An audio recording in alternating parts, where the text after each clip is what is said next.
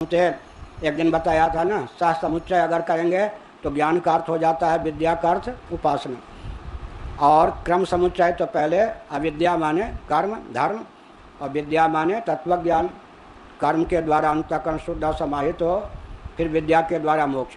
क्रम समुच्चय नहीं मानेंगे, सम समुच्चय मानेंगे तो ज्ञान का अर्थ हो जाता है देवतोपासना। देवतोपासना किससे होती है? भगवान शंकराचार्य लिखेंगे अपरा विद्या से। परा विद्या रूप ज्ञान अलग है, अपरा विद्या रूप ज्ञान यहाँ उपासना में प्रयुक्त होने वाला जो ज्ञान है उसका नाम है अपरा विद्या। केवल कर्म और ज्ञानपूर्वक कर्म, तद्विविधम ज्ञानपूर्वकम केवलम च। ज्ञानपूर्वक कर्म माने उपासना सहित कर्म, कर्मोपासना के समुचित अनुष्ठान से। कर्मोपासना का समुचित अनुष्ठान होगा तो देवलोक की प्राप्ति होगी। केवल कर्म का अनुष्ठान होगा, स्ववर्णाश्रमोचित हो, पितृलोक की प्राप्ति होगी।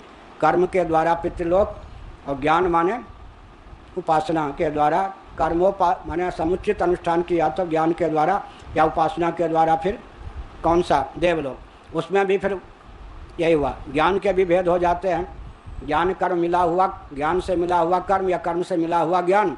ज्ञान माने उपासना, केवल ज्ञान। अब मन के द्वारा जस चिंतन कर रहे भगवान का। कर्म त्याग के बाद तत्व ज्ञान के पूर्व जो सगुण साकार परमात्मा या इंद्रादि देवता का चिंतन हुआ, उसमें कर्म का संश्लेष तो नहीं है, उपासना रूप कर्म ही है। तो यहाँ पर शंकराचार्य कहते हैं ज्ञानपूर्वक कर्म और केवल कर्म, ये कर्म के दो भेद हैं। ज्ञान माने देवतोपासना उपासना। तत् केवलम पितृलोक आदि प्राप्ति फलम। केवल कर्म के द्वारा पितृलोक इत्यादि की प्राप्ति होती है। शरीर और इंद्रिय की प्रधानता से कर्म करेंगे तो पितृलोक, मन की प्रधानता से कर्म होगा तो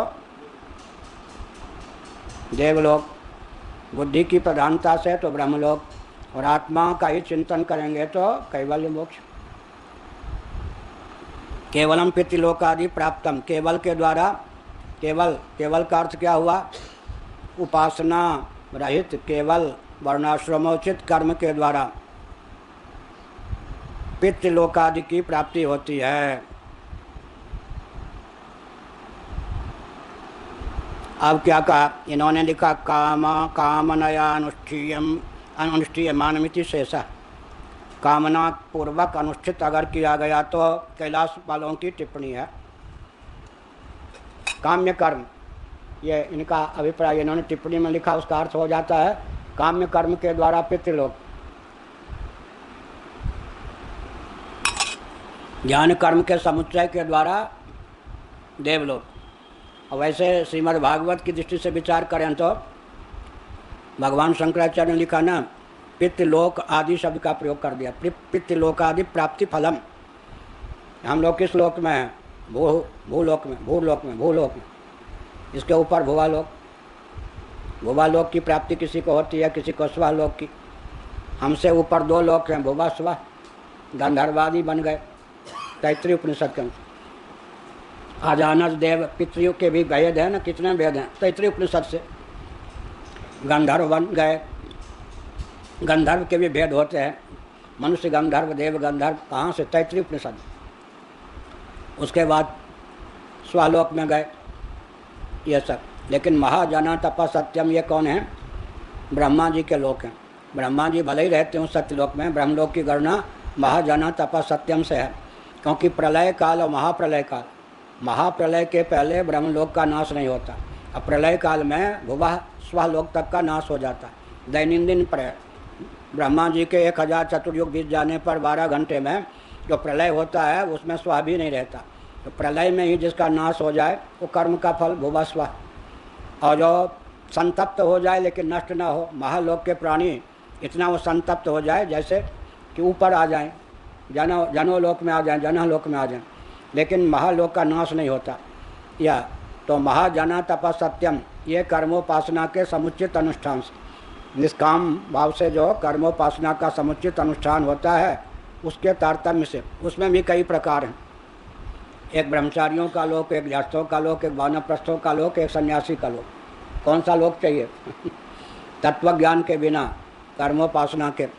तो ब्रह्मचारियों के लिए प्रायः महालोक, गृहस्थों के लिए जनोलोक, जनलोक, जनलोक, वानप्रस्थों के लिए तपस्वी होते हैं तपः, और सन्यासी जो होते हैं विधिवत संन्यास धर्म का निर्वाह करने वाले तत्वज्ञान विहीन निष्काम, उनको लिए सत्यलोक, ऐसा कह सकते हैं। ऐसा भी है, आश्रम भेद से लोक की कल्पना की गई, कर्मोपासना के समुचित अनुष्ठान के फलस्वरूप कुछ न कुछ तारतम्य तो होगा ना। किसी को जन महालोक की प्राप्ति हुई, किसी को जनक की प्राप्ति हुई, किसी को तपह की प्राप्ति हुई, किसी को सत्यलोक की प्राप्ति हुई, ऐसा।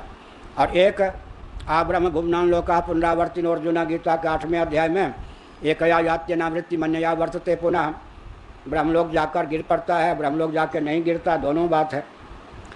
तो कर्म विशेष ऐसे होते हैं कि देवराज इंद्र बन नहीं सकते, इंद्र लोक में इतना वैभव नहीं है जो हमारे पुण्य का फल दे सके। ऐसे व्यक्ति को देवराज इंद्र बनने की क्षमता नहीं होती, और देवलोक के विपुल वैभव से भी अधिक भोग्य पदार्थों के भोगने की क्षमता होती है। या युद्ध में सम्रांगण में पीठ दिखाए बिना वीर गति को प्राप्त होते हैं, तो आदित्य मंडल का भेदन करके वो ब्रह्मलोक चले जाते हैं, लेकिन ब्रह्मलोक से भी च्युत हो जाते हैं, क्योंकि वहाँ पर जिज्ञासा नहीं है, मुमुक्षा नहीं है, निष्कामता की कुछ दुर्बलता है। एक जो निष्काम कर्मोपासना के समुचित अनुष्ठान से पहुँचे, वो ब्रह्मलोक जा कर के पुनरावर्तन को प्राप्त नहीं होते, ब्रह्मा जी के साथ फिर मोक्ष को प्राप्त होते हैं। तो केवल कर्म के द्वारा पितृलोकादि की प्राप्ति होती है। ज्ञानपूर्वकम देवलोकादि ब्रह्मलोकांत प्राप्ति फलम, एक कर्मोपासना के समुचित अनुष्ठान से फिर देवलोकादि ब्रह्मलोकांत प्राप्ति फलम, वही कहा। कभी कभी स्व से लेकर या मह से लेकर कह सकते हैं, या स्व से लेकर सत्यलोक तक की प्राप्ति हो जाती है। इसमें तारतम्य है। कर्मोपासना के अनुष्ठान में तारतम्य के फलस्वरूप फिर देवलोक में भी तारतम्य है। ब्रह्मा जी के धाम तक को देवलोक कहा जाता है। देवलोकादि ब्रह्मलोकांत प्राप्ति फलम तथा च शास्त्रम,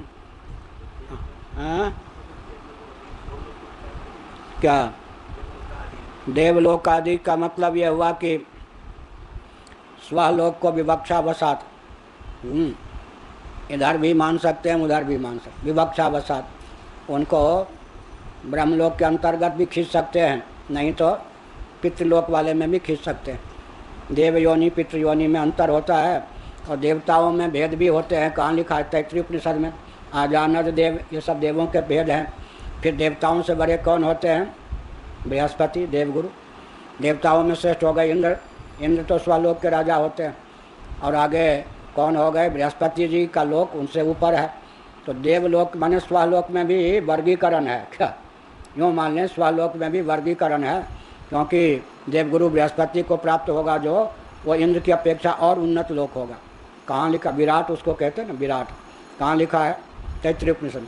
तो तैत्तिरीय उपनिषद में देवता के जितने प्रभेद लिखे हैं ना, आजानक देव ये सब, उसके अनुसार तारतम्य हो जाता है। क्योंकि स्वलोक में देवता पितर भी रहते हैं, देवता भी रहते हैं। भुवालोक में जब हम गंधर्वादी को मान लेंगे, या बहुत से भुवालोक में प्रेतात्माएँ भी रहती हैं, और भुवालोक में गंधर्व भी रहते हैं। गंधर्व के भी मनुष्य गंधर्व, फिर और भी गंधर्व के कई भेद हैं, उनमें भी तारतम्य है। उसके बाद फिर पितरों में भी तारतम्य है, फिर देवताओं में भी तारतम्य है। तारतम्य के भेद से मान लेना चाहिए स्वलोक के ही अवान्तर भेद हो जाते हैं, एक पितृलोक की प्रधानता से, एक देवलोक की प्रधानता से।